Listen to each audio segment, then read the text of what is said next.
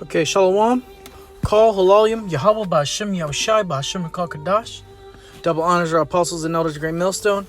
And peace and salutations to all you brothers out there teaching this word in truth, in sincerity, and faith, and in humbleness and meekness, carrying on the business of Yahweh Ba'Shem Yahushai. Shalom to the hopeful elect, the 1/3 of the nation of Israel, scattered throughout the four corners of the earth, you so-called blacks, Latinos, and Native Americans, those descended from Abraham, Isaac, and Jacob. You are the Hebrew Israelites.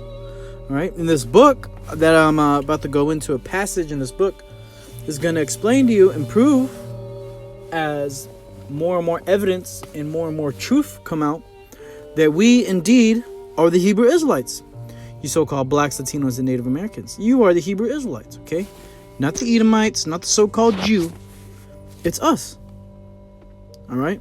More specifically here, we're dealing with the descendants of so-called Negro slaves, okay, and those that are of the North American Indian nations, okay, the tribes, the tribe of Gad and the tribe of Judah.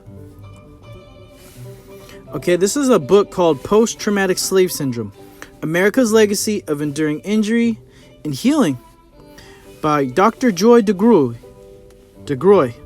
And Dr. Joy DeGruy is a black woman, a so-called black woman. Okay, I believe she's from Portland. And this is a good book, okay? I read the book, and really, it's all about Jake, you know? Yeah, there's some stuff, it's a book of the world, but she brings out a lot of facts, okay? A lot of good history, okay? And more importantly, it's all documented. All right? So this is from this book, from this part of the book, Institutionalizing Oppression, Black Codes and Exclusionary Acts. All right, and this is on the next page. I believe this is page, let me go check back here, page 63. No.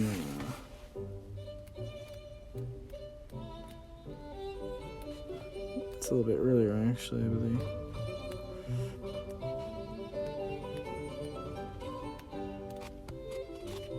Yeah, because this so-called white man,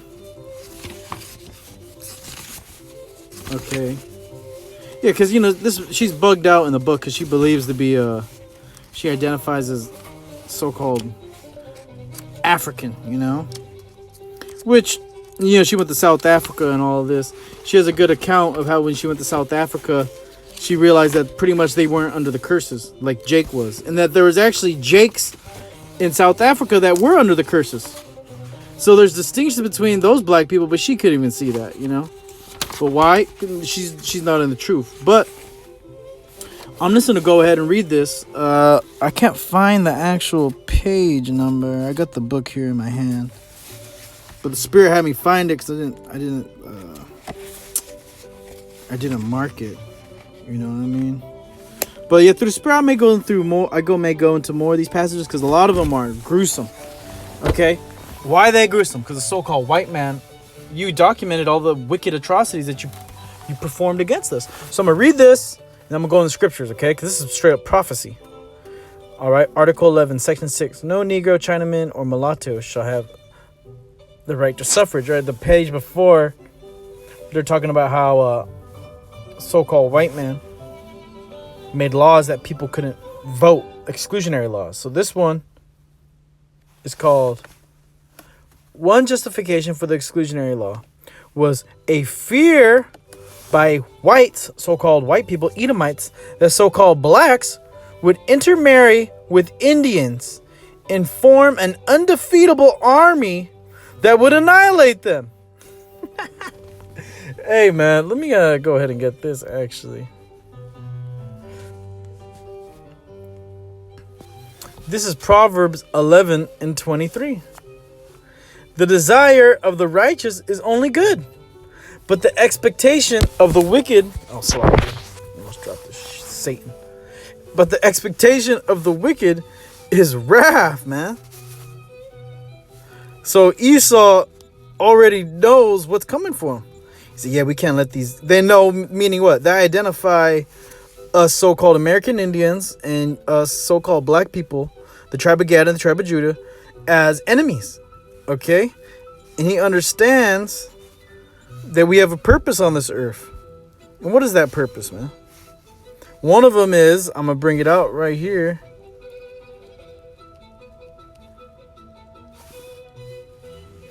Okay, one of them is that the Lord's actually going to use us to defeat you damn devils, right? Jeremiah 51:20. Thou art my battle axe and weapons of war. For with thee I will break in pieces the nations, and with thee will I destroy kingdoms. And with thee I will break in pieces the horse and his rider, and with thee I will break in pieces the chariot and his rider.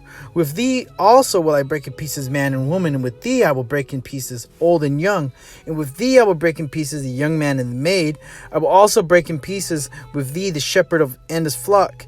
And with thee will I break in pieces the husbandman and his yoke of oxen. And with thee will I break in pieces captains and rulers. So that's what the so-called white man didn't want us to go and do. Okay? To the point where he created laws saying that so-called black people and so-called American Indians should not be allowed to marry.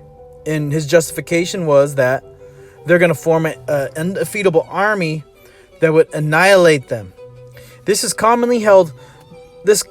commonly held belief during this period, and was expressed frequently by politicians. Yeah, they actually ran on that fear.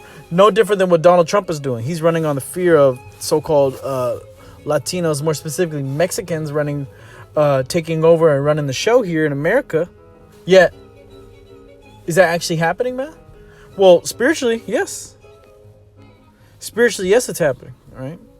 But in terms of monetarily and geopolitically, no. The so-called white man is still in power, doing nothing but goddamn wickedness all throughout the planet Earth, all right? Yet, population-wise, yeah, you can see it, okay? You can see Esau's going down. Samuel Thurston was a delegate to the United States Congress from the Oregon Territory. All right, so this is when Oregon wasn't even a state and it was trying to become a state. All right, and a lot of these territories had wicked-ass laws like this. Wicked-ass laws like this stating that, oh, you can't intermarry. So-called black people and so-called Indians shouldn't intermarry, whoopty whoop. And then going all the way up to the Supreme Court, they'd be like, hey, man, that's really not constitutional. We can't do that, you know? Well, they're not really humans, so we can do it. So, you know, Esau, he can make another law. But this is this guy speaking before Congress in 1850 in defense of his territory's exclusionary acts. He argued the following, all right? This is the heavy hitter. The Negroes associate with the Indians and intermarry.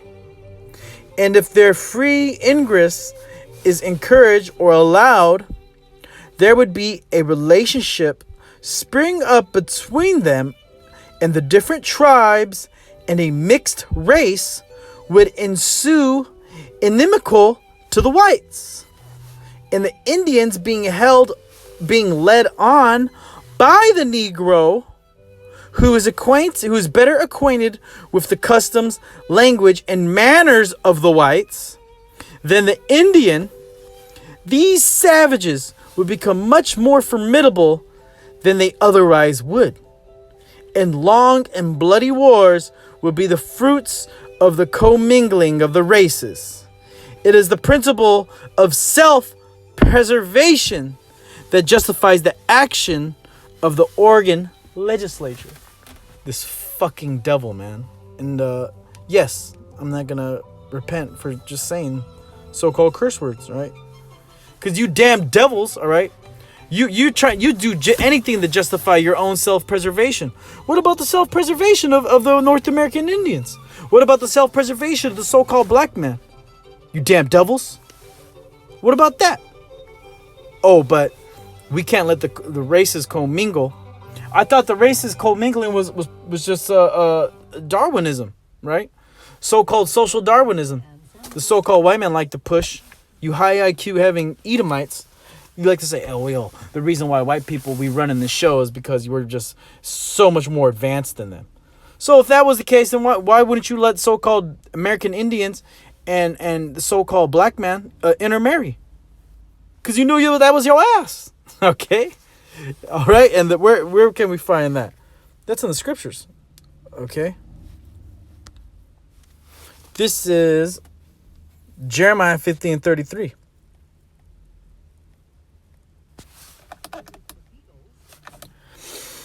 Thus saith the Lord of hosts, the children of Israel and the children of Judah were oppressed together, and all that took them captives held them fast. They refused to let them go. That's right.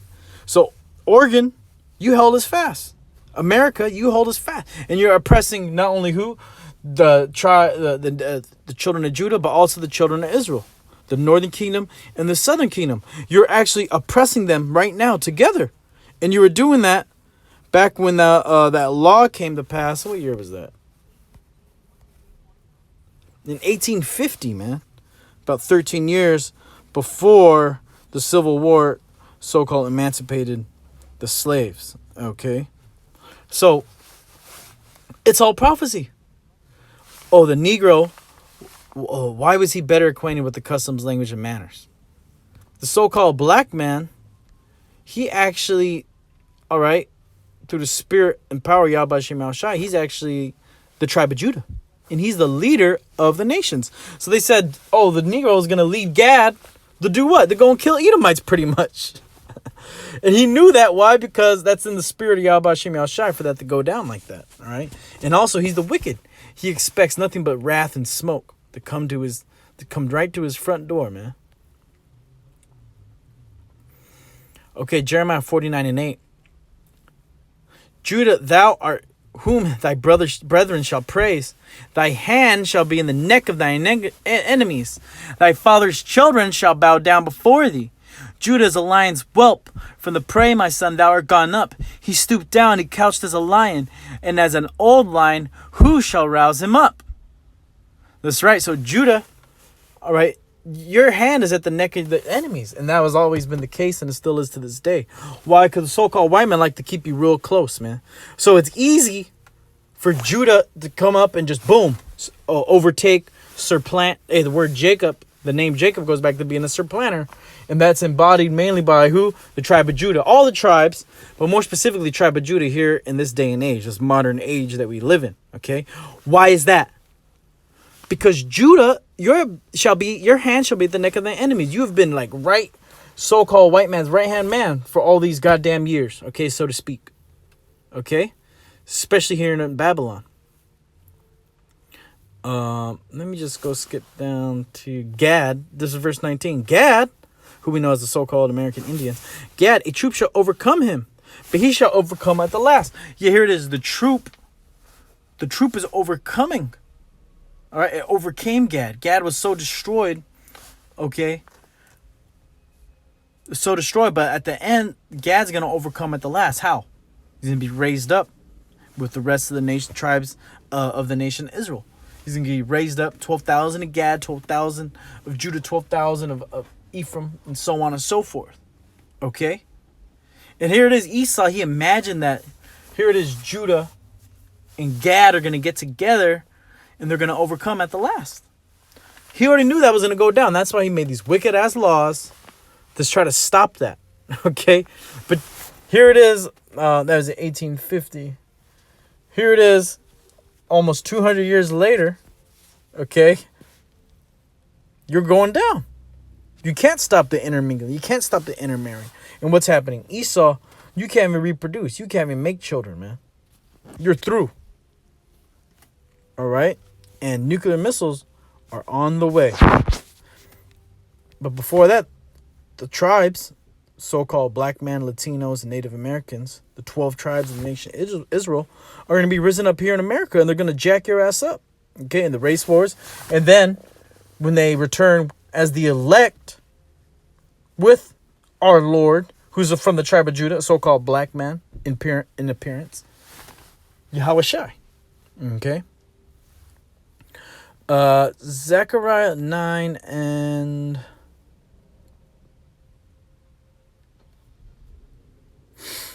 Zechariah 9 and 13. When I have bent Judah for me, fill the bow with Ephraim, and raised up thy sons, O Zion, against thy sons, O Greece, and made thee as the sword of a mighty man. And the Lord shall be seen over them, and his arrows shall go forth as the lightning, And the Lord power shall blow the trumpet, and shall go with the whirlwinds from the south, of the south. The Lord of hosts shall defend them, and they shall devour and subdue with sling stones, and they shall drink and make a noise as through wine, and they shall be filled like bowls, and as the corners of the altar. And the Lord their power shall save them in that day as the flock of his people, for they shall be as the stones of a crown, lifted up as an ensign upon his land. Beautiful. Okay? So yeah, that time wasn't the time, all right? Because let's say our people, Judah and Gad and all the other tribes, we got together, started marrying and living good. What would have happened? We would have went and killed all the Edomites. But the spirit of Yahweh Shem Yahushai wasn't with that. What he's with is what? Raising up his elect in the last days, okay? Making sure all his prophecies are able to pass. Hey, because back in the 1800s, Esau, he didn't go up to the fucking Salakia. He didn't go all up into the heavens yet, you know? He didn't have the technologies to create a mark of the beast. It is here now, okay? We're at the end time. And you can see it. Jacob's waking up. Israel and Judah are waking up. And to the point where it's over for you damn devils, all right? So yeah, that was an excerpt. I'm going to read it one more time because it was so good. The Negroes associate with the Indians and intermarry, and if their free ingress is encouraged or allowed, there will be a relationship spring up between them in the different tribes, and a mixed race would ensue inimical to the whites, and the Indians being led on by the Negro, who is better acquainted with the customs, language, and manners of the whites than the Indian. These savages would become much more formidable than they otherwise would, and long and bloody wars would be the fruits of the commingling of the races. It is the principle of self-preservation that justifies the action of the Oregon legislature. Yeah, here it is. This guy, he's all about the bloody war. You started the bloody war, but what is he doing? He's gonna blame the Indians and the so-called black man. Okay, he's gonna blame Gad and Judah for wars. Like he's doing now. He's going to blame us for high crime and all this bullshit. But he's the main criminal, man. So, yep, with that, I'm going to give all praise, glory, and honor. And Yahweh B'Shem Yahushai, B'Shem Rakakadash. The tribes are waking up. We're getting together, and you can't stop it. All right? It's over for you damn devils.